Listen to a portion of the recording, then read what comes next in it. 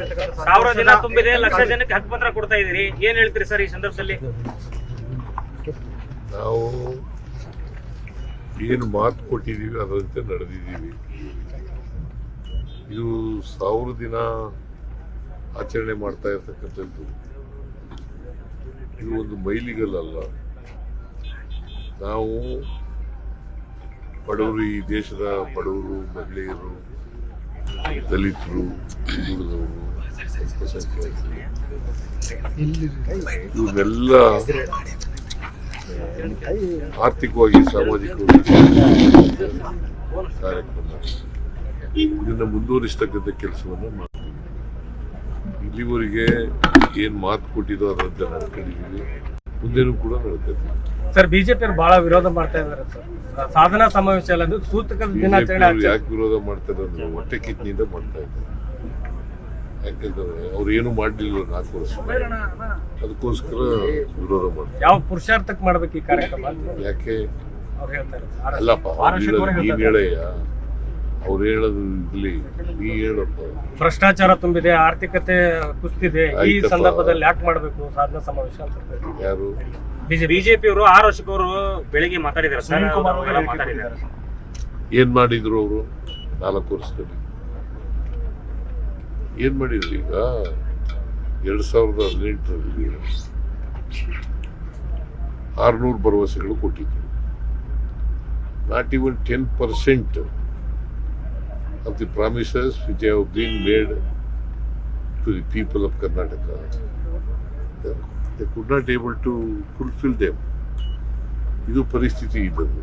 ಅವರು what moral right they have ನಮ್ಮನ್ನು criticise ಮಾಡಲಿಕ್ಕೆ? ನಾವು 592 ಭರವಸೆಗಳಲ್ಲಿ 243 ಭರವಸೆಗಳನ್ನು 2 ವರ್ಷದಲ್ಲಿ ಈಡೇರಿಸಿದ್ದೆವು. 2.5 ವರ್ಷದಲ್ಲಿ ಇನ್ನು ಉಳಿದವನ್ನು ಕೂಡ ಈಡೇರಿಸ್ತೀವಿ, ಪ್ರಯತ್ನ ಮಾಡ್ತೀವಿ. ವಚನ ಭ್ರಷ್ಟ ಕಾಂಗ್ರೆಸ್ ಸರ್ಕಾರ ಅಂತ BY ರಾಘವೇಂದ್ರ ಅವರು ವಚನ ಭ್ರಷ್ಟ ಬಿಜೆಪಿ ಸರ್ಕಾರ, ಕಾಂಗ್ರೆಸ್ ಸರ್ಕಾರ ನೀವ್ ಹೇಳ್ರಿ. ಬಿಜೆಪಿ ಅವರು ಆರೋಪ ಮಾಡ್ತಿದ್ದಾರೆ ಸರ್. ಆರೋಪ ಅಷ್ಟೇ, ಸುಳ್ಳು ಆರೋಪಗಳನ್ನು ಮಾಡ್ತಾರೆ. ಆದ್ರೂ ಸರ್, ಈ ಲೀಡರ್ಶಿಪ್ ವಿಚಾರವಾಗಿ ಸಾಕಷ್ಟು ಹೇಳಿಕೆಗಳು ಕೇಳಿ ಬರ್ತಾನೆ ಇದೆ ಮೊದಲಿಂದನೂ ಸರ್.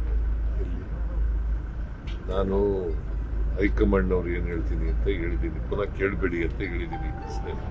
ನೀವು ಪುನಃ ಅದನ್ನೇ ಯಾಕೆ ಕೇಳ್ತೀರಿ? ಹೈಕಮಾಂಡ್ ಅವ್ರು ಏನ್ ಹೇಳ್ತಾರೆ ಹಂಗೆ ಕೇಳ್ಬೇಕು. ನಮ್ಮ ಪಾರ್ಟಿಲಿ ಇರ್ತಕ್ಕಂಥ ಎಲ್ಲರೂ ಕೂಡ ಲೀಡರ್ಗಳು ಕೂಡ ಕೇಳಬೇಕು. ಆದ್ರೂ ನಿಮ್ ನಾಯಕರ ಶ್ರಮಕ್ಕೆ ಫಲ ಸಿಗುತ್ತೆ ಹಂಗೆ ಅಂತ ಟ್ವೀಟ್ ಮಾಡೋದು, ಅಲ್ಲಿ ನಿಮ್ಮ ಶಾಸಕರು, ಸಂಸದರು ಕೆಲವರು ಹೈಕಮಾಂಡ್ ಅವ್ರು ಮಾಡಿದಾರ? ಇಲ್ಲ ಸರ್. ಮತ್ತೆ ಬಿಡಿ. ಮತ್ತೆ ಅಲ್ಲ, ನಿಮ್ಮ ಪುತ್ರ ಯತೀಂದ್ರ ಅವರು ಹೇಳ್ತಾರೆ ಇಲ್ಲ, ತಂದೆಯವರು ಮುಂದುವರಿತಾರೆ. ಡಿಕೆ ಸುರೇಶ್ ಒಟ್ಟು ಮಾತನಾಗ ನಡ್ಕೊಳ್ಳಿ ಅಂತ ಅವರು ಕೆಲ ಉತ್ತರ ಕೊಡೋದು. ಹೈಕಮಾಂಡ್ ಅವರು ಏನ್ ಹೇಳ್ತಾರೆ ಅದು ಕೇಳೋದು ನಾನು. ಅದು ಪತ್ತೆ ಇರುತ್ತೆ, ನಾನು ಕೇಳಬೇಡಿ ಪ್ರಶ್ನೆ. ಶಿವರಾತ್ರಿ ನಂತರ ಹೈಕಮಾಂಡ್ ಅವರು ಯಾವಾಗ ನಿಮಗೆ ಹೇಳ್ತಾರೆ? ಅದಕ್ಕೆ ಏನಾದ್ರು ದಿನಾಂಕ ನಿಗದಿ ಮಾಡಿದ್ದಾರೆ? ಶಿವರಾತ್ರಿ ನಂತರ ಅಭಿವೃದ್ಧಿ ಬಗ್ಗೆ ಬೆಡ್ತಿ ಮತ್ತು ವರದಾ ನದಿ ಜೋಡಣೆ ವಿಚಾರ ಸರ್. ಬೆಡ್ತಿ ಮತ್ತು ವರದಾ ನದಿ ಜೋಡಣೆ ವಿಚಾರ ಸಾಕಷ್ಟು ವರ್ಷಗಳಿಂದ ಇರ್ತಕ್ಕಂಥದ್ದು ಸರ್. ಪ್ರಮುಖವಾಗಿ ಉತ್ತರ ಕನ್ನಡ ಜಿಲ್ಲೆಯ ಜನರು ವಿರೋಧ ಮಾಡ್ತಾ ಇದ್ದಾರೆ. ಅದನ್ನ ಈಗ ಆಲ್ರೆಡಿ ನಾವು DPR ಮಾಡಿ ಗವರ್ಮೆಂಟ್ ಆಫ್ ಇಂಡಿಯಾ ಕಳಿಸ್ಬಿಟ್ಟಿವಲ್ಲ ನಾವು. ಈಗ ಅದು ಆದಾಗ ನೋಡೋಣ, ಅದು ಅವ್ರ ಕೆಲಸ ಅಲ್ವಾ ಇನ್ ಮುಂದಿಂದು. ಅದು ಗವರ್ಮೆಂಟ್ ಆಫ್ ಇಂಡಿಯಾ ಕಳಿಸ್ಕೊಂಡಿದ್ದೀವಿ. ಅವರು ಏನ್ ತೀರ್ಮಾನ ತಗೊಳ್ತಾರೆ ಅದು. ಈಗ ಗವರ್ಮೆಂಟ್ ಆಫ್ ಇಂಡಿಯಾದವರು ಯಾವುದ್ರ ಮೇಲೂ ಕೂಡ ಏನು ನಿರ್ಣಯ ಮಾಡಲ್ಲ. ಸೊ ಅದರಿಂದ ನಮ್ಗೆ ಭರವಸೆನೂ ಕೂಡ ಇಲ್ಲ, ನಂಬಿಕೆನೂ ಕೂಡ ಇಲ್ಲ. ಅದರಲ್ಲಿ ರಾಜಕಾರಣ ಸರ್. ಸಾಮಾಜಿಕ ಶೈಕ್ಷಣಿಕ ವರದಿ ಸಮೀಕ್ಷೆ ಮಾಡಿಸಿದ್ರಲ್ಲ ಸರ್, ಅದ್ರ ಮುಂದಿನ ಪ್ರೋಗ್ರೆಸ್ ಏನಾಯ್ತು ಅನ್ನೋದು ಗೊತ್ತಾಗ್ಲಿಲ್ಲ. ಸಾಮಾಜಿಕ ಶೈಕ್ಷಣಿಕ ಸಮೀಕ್ಷೆ ಮಾಡಿಸಿದ್ರಿ ಕಳೆದ 1-2 ತಿಂಗಳ ಹಿಂದೆ, ಅದು ಏನೇನಾಯ್ತು ಏನೋ ಅಪ್ಡೇಟ್ ಗೊತ್ತಾಗ್ಲಿಲ್ಲ ಸರ್. ಮತ್ತೆ ಅವರು ಮೋಸ್ಟ್ಲಿ ಈ ತಿಂಗಳು ಅಥವಾ ಮುಂದಿನ ತಿಂಗಳ ಒಳಗಡೆ ವರದಿ ಕೊಡ್ತಾರೆ. ಅದ್ರ ಮೇಲೆ ಗೌರ್ಮೆಂಟ್ ನಿರ್ಭೀತ, ನಿಷ್ಪಕ್ಷಪಾತ, ವಿಶ್ವಾಸಾರ್ಹ ಸುದ್ದಿಗಳಿಗೆ ಮತ್ತೊಂದು ಹೆಸರಾಗಿರೋ ನ್ಯೂಸ್ 18 ಕನ್ನಡ ಈಗ ಆಪ್ನಲ್ಲೂ ಲಭ್ಯ ಇದೆ. ದಯವಿಟ್ಟು ಇಲ್ಲಿರೋ QR ಕೋಡ್ ಅನ್ನ ಸ್ಕ್ಯಾನ್ ಮಾಡಿಕೊಂಡು ಆಪ್ ಡೌನ್ಲೋಡ್ ಮಾಡೋದಕ್ಕೆ ಮರಿಬೇಡಿ. ನಿಮ್ಮ ಬೆಂಬಲ ಹೀಗೆ ಸದಾ ನಮ್ಮೊಂದಿಗಿರಲಿ. ಧನ್ಯವಾದ.